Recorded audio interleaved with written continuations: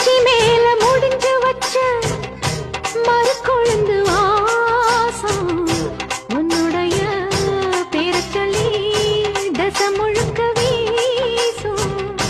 கல்லு மேல செதுக்கி வச்ச கவிதை இந்த நேசம் இப்பிறப்பும் எப்பிறப்பும் தொடரும் இந்த பாசம்.